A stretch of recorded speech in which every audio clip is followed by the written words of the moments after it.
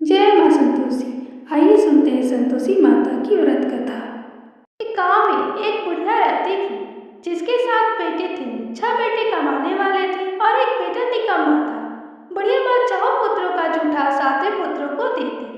7वां पुत्र एक दिन अपनी पत्नी से बोला, देखो मेरी माता मुझ पर कितना प्रेम है। वह बोली, क्यों नहीं, सबका जूठा बचा हुआ जो तुमको खिलाती है। वह बोला, जब तक आंखों से न देखूं मान नहीं सकता। पत्नी ने हंसकर कहा, देख लोगे तुम तो मानोगे। कुछ दिन बाद एक बड़ा त्योहार आया। घर में 7 प्रकार के भोजन और चूरमा के लड्डू बने। वही पत्नी की बात को जांचने के लिए सिर दर्द का बहाना बनाकर पतला कपड़ा सिर पर ओढ़कर रसोई में जाकर सो गया। कपड़े में से सब देखता रहा। 4 भाई भोजन करने आए। उसने देखा माँ ने उनके लिए सुंदर सुंदर आसन बिछाए, 7 प्रकार की रसोई परोसी, आग्रह करके उन्हें भोजन कराती रही। वह देखता रहा। 6 भाई भोजन कर गए उठे, तब माँ ने उनकी 5 थालियों में से लड्डुओं के टुकड़ों को उठाया, एक लड्डू बनाया। जूठा साफ कर माँ ने उसे पुकारा, उठो बेटा उठ, तेरे भाइयों ने भोजन कर लिया, तू भी उठकर भोजन कर ले। उसने कहा, माँ मुझे भोजन नहीं करना, मैं परदेश जा रहा हूँ। माता ने कहा, कल जाना हो तो आज ही जा। वह बोला, हाँ हाँ आज जा रहा हूँ। यह कहकर वह घर से निकल गया। चलते समय उसे पत्नी की याद आ गई। वह गौशाला में कड़े थाप रही थी। वहां जाकर वह बोला, मेरे पास तो कुछ नहीं है, यह अंगूठी है, सो ले लो और अपनी कोई निशानी मुझे दे दो। वह बोली, मेरे पास क्या है, यह गोबर भरा हाथ। यह कहकर पत्नी ने उसकी पीठ पर गोबर के हाथ पर थाप मार दी। वह चल दिया। चलते चलते दूर देश में पहुंचा। वहां एक साहूकार की दुकान थी। वहां जाकर बोला, सेठ जी मुझे नौकरी पर रख लो। साहूकार को नौकरी की सख्त जरूरत थी। साहूकार ने कहा, काम देखकर तनख्वाह मिलेगी। उसने कहा, सेठ जी जैसा आप ठीक समझिए। उसे साहूकार के यहाँ नौकरी मिल गई। वहां दिन रात काम करने लगा। कुछ दिन में दुकान का लेन देन, हिसाब किताब, ग्राहकों का माल बेचना, सारा काम करने लगा। साहूकार के 7-8 नौकर थे। वे सब चक्कर खाने लगे, लेकिन उसने अपनी लगन, परिश्रम और ईमानदारी से सभी को पीछे छोड़ दिया। उसे अपने किए का फल मिला। सेठ ने उसका काम देखा और 3 महीने में ही उसे मुनाफे में साझेदारी बना लिया। परिश्रम करते करते 12 वर्ष में ही वह नगर का नामी सेठ बन गया और सेठ अपना सारा कारोबार उस पर छोड़कर बाहर चला गया। इधर उसकी पत्नी पर क्या बीती वह सुनी। सास ससुर उसे दुख देने लगे। गृहस्थी का काम करवाकर उसे लकड़ी लेने जंगल भेजते। इस बीच घर की रोटियों के आटे से जो भी भूसी निकलती उसकी रोटी बनाकर रख दी जाती और फूटे हुए नारियल के खोपड़े में पानी। इस तरह दिन बीतते रहे। एक दिन जब वह जंगल से लकड़ी लेने जा रही थी, तब उसे रास्ते में बहुत सी स्त्रियां संतोषी माता का व्रत करती दिखाई दी। वह खड़ी होकर पूछने लगी, बहनों यह तुम किस देवता का व्रत करती हो और इसके करने से क्या फल मिलता है? इस व्रत के करने की क्या विधि है? यदि तुम अपने इस व्रत का विधान मुझे समझाकर कहोगी तो मैं तुम्हारा बड़ा एहसान मानूंगी। उनमें से एक स्त्री बोली, सुनो, यह संतोषी माता का व्रत है। इसके करने से निधनता, दरिद्रता का नाश होता है, लक्ष्मी आती है, मन की चिंताएं दूर हो जाती है, मन को प्रसन्नता और शांति मिलती है, निपुति को पुत्र मिलता है, प्रीतम बाहर गया हो तो वह शीघ्र लौट आवे, कुमारी कन्या को मनपसंद वर मिलता है, चलता मुकदमा खत्म हो जाता है, कलह कलेश की निवृत्ति हो, मुख शांति होती है, घर में धन जमा हो, धन जायदाद का लाभ होता है तथा और भी मन में जो कुछ कामना हो संतोषी माता की कृपा से वो पूरी हो जाती है। इसमें कोई संदेह नहीं है। वह पूछने लगी, यह व्रत कैसे किया जाता है, यह भी बताओ तो बड़ी कृपा होगी। वह इससे कहने लगी, बिना परेशानी, श्रद्धा और प्रेम से जितनी भी बन सके प्रसाद लेना, 5.25 पैसे से लेकर 5.25 आने तक, इससे भी ज्यादा शक्ति और भक्ति के अनुसार गुड़ और चना। हर शुक्रवार को निराहार रहकर कथा कहना सुनना, उसके ओम बीज कम नहीं टूटे, लगातार नियम का पालन करना, सुनने वाला कोई न मिले तो घी का दीपक जलाकर उसके आगे जल के पात्र को रखकर कथा कहना, परंतु नियम न टूटे। जब तक कार्य सिद्ध न हो नियम पालन करना और कार्य सिद्ध हो जाने पर व्रत का उद्यापन यदि किसी के ग्रह खोटे हैं तो भी माता 1 वर्ष में अवश्य उनका अनुकूल करती है। कार्य सिद्ध होने पर ही उद्यापन करना चाहिए, बीच में नहीं। उद्यापन में 2.5 सेर आटे का खाजा तथा इसी अनुसार खीर चने का साग बनाना, 8 बच्चे को भोजन कराना, जहाँ तक मेरे देवर जेठ भाई बंधु कुटुंब लड़के लड़के ना मिले तो रिश्तेदारों और पड़ोसियों के लड़के को बुलाए, उन्हें भोजन कराकर यथाशक्ति दक्षिणा दे, माता का नियम पूरा करना। ध्यान रखना उस दिन घर में कोई खटाई न खाए। यह सुन वो वहां से चल दी। रास्ते में लकड़ी के बोझ को बेच दिया और उन पैसों से गुड़ चना ले माता के व्रत की तैयार करने लगी। रास्ते में संतोषी माता के मंदिर में जा माता के चरणों में लौटने लगी, विनती करने लगी, माँ मैं दीन हूँ, निपट मूर्ख हूँ, व्रत के नियम कुछ नहीं जानती, मैं बहुत दुखी हूँ। हे माता मेरा दुख दूर कर, मैं तेरी शरण में हूँ। माता को दया आई। एक शुक्रवार बीता कि दूसरे शुक्रवार को ही उसके पति का पत्र आया और तीसरे शुक्रवार को उसका भेजा हुआ पैसा भी आ पहुंचा। यह देखकर जेठानी मुंह सिकोड़ने लगी, इतने दिनों बाद इतना पैसा आया, इसमें क्या बड़ाई है। लड़के ताने देने लगे, काकी के पास अब पत्र आने लगे, रुपया आने लगा, अब तो काकी खातिर बढ़ेगी, अब तो काकी बुलाने से भी नहीं बोलेगी। बेचारी सरलता से कहती है, भाई अब पत्र आए, रुपया आए तो हम सबके लिए अच्छा है।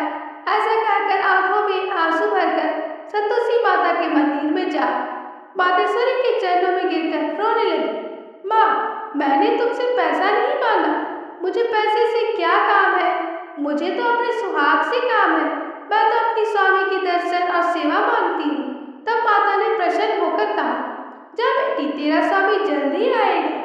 यह सुन खुशी से बावली होकर वह घर आकर काम करने लगी।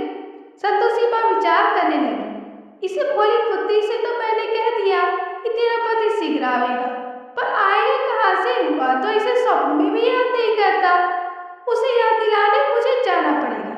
संतोषी माँ ने उस बुढ़िया की बेटी को स्वप्न में समझाया, पुत्र तेरी घरवाली कष्ट उठा रही है। वह बोला, हाँ माता यह तो मुझे भी मालूम है, परंतु क्या करूं, वहाँ कैसे जाऊं, परदेश की बात है, लेन देन का सारा हिसाब किताब है, कोई जाने का रास्ता नजर नहीं आता, आप ही कोई राह दिखाए, वहाँ कैसे जाऊं। माँ कहने लगी, सवेरे नहा धोकर संतोषी माता का नाम ले, घी का दीपक जला, दंडवत कर और दुकान पर जा बैठना।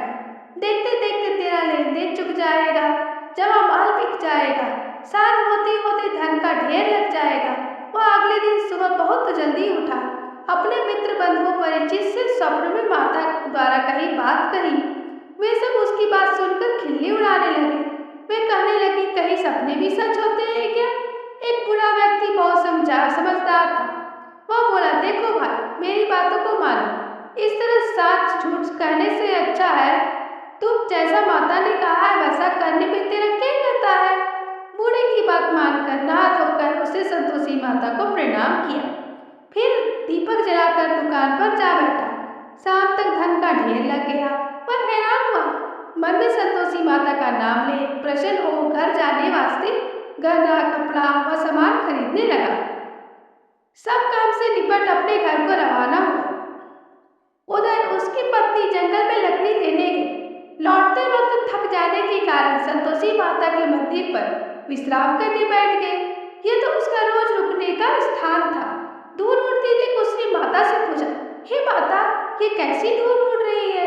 माँ ने कहा, हे पुत्री तेरा पति आ रहा है, अब तू ऐसा कर लकड़ियों के 3 बोझ बना, एक नदी के किनारे पर रखना, दूसरा मंदिर पर रखना और तीसरा अपने सिर पर रखकर लकड़ी का गट्ठा लेकर मोह पैदा करना, वहाँ रुकेगा।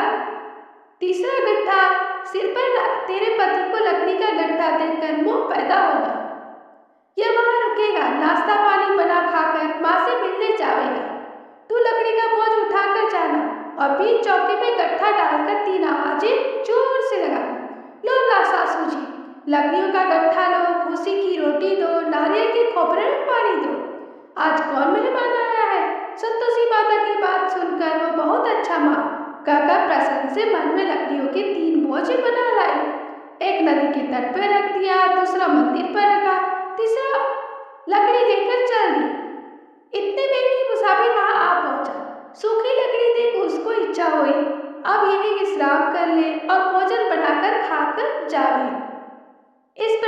भोजन कर विश्राम कर अपने गांव में आ गया। उसी समय बहू सिर पर लकड़ी का गट्ठा लिए आती है। उसने गट्ठा को आंगन में डाला और जोर से 3 आवाजें दी। लो सासू जी, लकड़ी का गट्ठा लो, भूसी की रोटी दो, नारियल के खोपरे में पानी दो, आज कौन मेहमान आया है।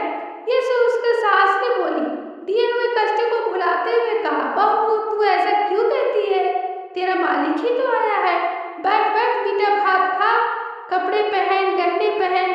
पत्नी की आवाज सुनकर उसका स्वामी बाहर आ गया और उसके हाथ में पहनी अंगूठी देखकर व्याकुल हो गया। उसने माँ से पूछा, माँ ये कौन है। माँ बोली, बेटा तेरी पत्नी है, आज 12 वर्ष हो गए, जब से तू गया तब से सारे गांव में जानवर की तरह भटकती फिरती है, कामकाज कुछ भी नहीं करती है, चार समय आकर खा जाती है, अब मुझे देखकर भूसी की रोटी, नारियल के खोपरे में पानी मांगती है। वह बोला, माँ मैंने इसे भी देखा है और तुम्हें भी, मुझे दूसरे घर की चाबी दो, मैं उसमें रहूंगा। ठीक है बेटा, जैसी तेरी मर्जी, कहकर माँ ने चाबी का गुच्छा बेटे के सामने रख दिया। उसने दूसरे घर को खोलकर सारा सामान जमाया। एक ही दिन वह राजा के महल के जैसा ठाट बाट बन गया। अब क्या था, वह सुख भोगने लगी। अगले शुक्रवार उसके पति ने कहा, मुझे संतोषी माता का उद्यापन करना है। पति बोला, बहुत अच्छा, खुशी से कर लो। वह उद्यापन की तैयारी करने लगी। जेठ के लड़कों को भोजन के लिए कहने गई। उन्होंने मंजूर किया, परंतु पीछे से जेठानी ने अपने बच्चों को सिखलाया, देखो रे, भोजन के समय सब लोग खटाई मांगना, जिससे उसका उद्यापन पूरा न हो। लड़के भोजन करने आए, खीर पेट भर कर खाए, परंतु बात याद आते ही कहने लगे, हमें कुछ खटाई खाने को दो, खीर खाना हमें भाता नहीं है, देखकर अरुचि होती है। लड़के उठ खड़े हुए, बोले पैसे लाओ। बोली वो कुछ नहीं जानती थी, उसने पैसे दे दिए। लड़कों ने बाजार जाकर उनके पैसों से इमली खरीदी और खाई। यह देखकर बहू पर माताजी ने कोप किया। राजा के दूत उसके पति को पकड़ के ले गए। अब सब मालूम हो जाएगा जब जेल की रोटी खाएगा। बहू से यह वचन सहन नहीं हुआ। वह संतोषी माता के मंदिर में गई, कहने लगी, माता तुमने ये क्या किया, हंसाकर क्यों रुलाने लगी। माता बोली, पुत्री तूने मेरा व्रत भंग किया है, इतनी जल्दी सब बातें भुला दी। वह बोली, माता भूली तो नहीं हूँ, ना कुछ अपराध किया है, मुझे तो लड़कों ने भूल में डाल दिया, मुझे क्षमा कर दो माँ। माँ बोली, ऐसी भूल होती है क्या। यह बोली, अब कोई भूल नहीं होगी माँ, अब बताओ मेरे पति कैसे आएंगे। माँ बोली, पुत्री जा, तेरा पति तुझे रास्ते में ही आता मिलेगा। वह मंदिर से निकलकर बाहर आई तो रास्ते में उसे अपने पति का आता हुआ मिला। उसने पूछा, कहाँ गए थे। वो बोला, इतना धन जो कमाया था उसका राजा ने टैक्स मांगा था, वो भरने गया था। वो प्रसन्न होकर बोली, भला हुआ, अब घर चलो। फिर अगला शुक्रवार आया। वह बोली, मुझे माता का उद्यापन करना है। पति ने कहा, ठीक है करो। वह फिर जेठ के लड़कों को भोजन की करने गई। जेठानी ने लड़कों को सिखा दिया, तुम पहले ही खटाई मांगो। लड़के भोजन करने बैठे, लेकिन भोजन करने से पहले ही कहने लगे, हमें खीर पूरी नहीं भाती, जी बिगड़ता है, कुछ खटाई खाने को दो। वह बोली, खटाई खाने को नहीं मिलेगी, खाना हो तो खाओ। उठकर चले गए। उन्होंने ब्राह्मण की लड़की को बुलाकर भोजन करवाया। दक्षिणा की जगह उन्हें एक एक फल दिया। इससे संतोषी माँ प्रसन्न हो गई। माता की कृपा से 9 माह के बाद उसको चंद्रमा के समान एक सुंदर पुत्र प्राप्त हुआ। पुत्र को लेकर वह प्रतिदिन संतोषी माता के मंदिर में जाने लगी। माँ ने सोचा कि यह रोज आती है, आज क्यों न मैं चलूं इसके घर, इसका आशा देखो तो सही। यह विचार कर माता ने भयानक रूप बनाया। गुड़ और चने से सना मुख, ऊपर से मुंह में समान मुठ के समान होठ, उस पर मक्खियां भिनभिना रही थी। दहलीज पे पैर रखते ही उसकी सांस छिनाई। देखो ने, कोई चुड़ैल डाकिनी चली आ रही है, लड़कों इसे भगाओ नहीं तो सबको खा जाएगी। बहू रोशनदान से देख रही थी। वह प्रसन्न हो उठी, आज मेरी माता मेरे घर आई है। यह कहकर दूध पीते बच्चे को गोद उतार दिया। इस पर उसको सास क्रोध से भड़क उठी, बोली, अरे राम, इसे देखकर कैसी उतावली हुई है जो बच्चे को पटक दिया। इतने में माँ के प्रताप से जहाँ देखो वहाँ लड़के ही लड़के नजर आने लगे। वह बोली, माँ जी, मैं जिनका व्रत करती हूँ ये वही संतोषी माता है। इतना कहकर उसने झट से घर के सारे किवाड़ खोल दिए। सबने माता के चरण पकड़ लिए और विनती कर कहने लगे, हे माता, हम मूर्ख हैं, अज्ञानी हैं, तुम्हारे व्रत की विधि हम नहीं जानते।